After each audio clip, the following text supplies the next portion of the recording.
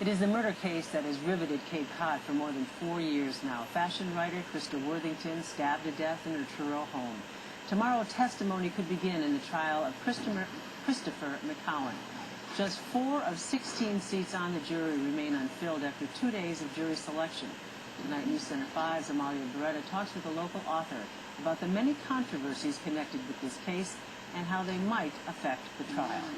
The bottom line is this is going to be one hell of a trial. And Peter Manso should know. For 1 year, the outspoken writer has been doing research for a book on the murder of 46-year-old Christa Worthington and the trial of 34-year-old Christopher McCowan. I don't have a precise number, but I'm sure it's 20 to 30 people, if not more. Their phones were tapped. He says investigators subpoenaed people's phone records, went through their mail, and surreptitiously obtained DNA by going through their garbage. To talk to Manso is to know his book will not lavish praise on the murder investigation. Many people come right out and say, this guy's a patsy. They had to arrest someone, they arrested this, forgive me, dumb, uneducated, garbage man who's black. Manso says McGowan was a drug snitch who talked to police just 36 hours after the murder. A year later, he voluntarily submitted a DNA sample that eventually came back a match.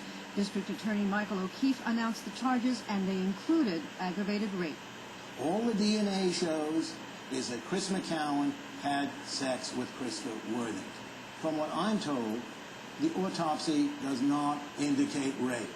Once arrested, Manso says investigators grilled McCowan for more than 6 hours while the defendant was high on marijuana and Percocets, and they didn't record a word of it. He's an infinitely suggestible guy. He's a guy who has a low IQ.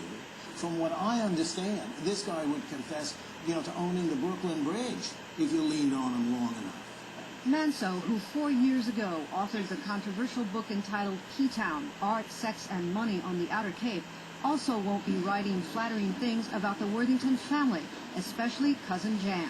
Jan had not seen Christa for 6 months. She lived across the street 6 months prior to the killing. In response to Manso's criticisms of the investigation, the Barnstable District Attorney Michael O'Keefe said these were normal complaints from the defendant that were heard by a judge during pretrial motions, and they were denied. That is why we have courtrooms and judges who are more experienced at handling these kinds of issues than writers are. Amalia Berreta, News Center 5.